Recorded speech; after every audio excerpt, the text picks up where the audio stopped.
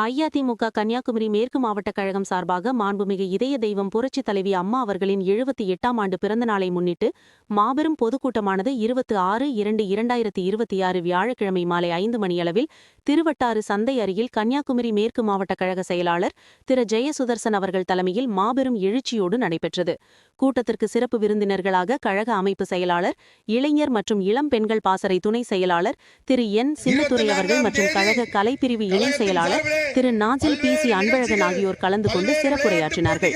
நிகழ்ச்சியில் புரட்சித் தலைவி அம்மாவின் புகழை பறைசாற்றியதுடன் திருட்டு திமுக அரசின் மக்கள் விரோத போக்கையும் தோலுரித்து காட்டி புரட்சி தமிழர் எடப்பாடியார் தலைமையில் அண்ணா திராவிட முன்னேற்றக் கழக ஆட்சி அமைந்தவுடன் செயல்படுத்தப் போகும் திட்டங்கள் குறித்தும் விவரித்து எழுச்சி உரையாற்றினார் மேற்கு மாவட்ட கழக செயலாளர் திரு ஜெயசுதர்சன் அவர்கள்.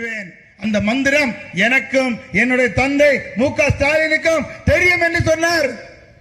தமிழகத்திலே கூட்டத்தில் ஒன்றிய கழக செயலாளர்கள் Jayadas, Jeans, Bruce Lee Gopal, Shine Jose, George, Edwin Rajakumar, Suman, Nimal, நகர கழக செயலாளர்கள் டேனியல், அழகுராஜ், ஆண்ட்ரோ மற்றும் மாவட்ட கழக நிர்வாகிகள், பொதுக்குழு உறுப்பினர்கள், சார்பு அணி செயலாளர்கள், பேரூர் கழக செயலாளர்கள், மாவட்ட, ஒன்றிய, நகர, பேரூர் ஊராட்சி பொறுப்பாளர்கள், கிளை கழக செயலாளர், கழக நிர்வாகிகள், கழக தொண்டர்கள், பொதுமக்கள் என ஏராளமானோர் திரளாக கலந்து கொண்டு சிறப்பித்தனர்.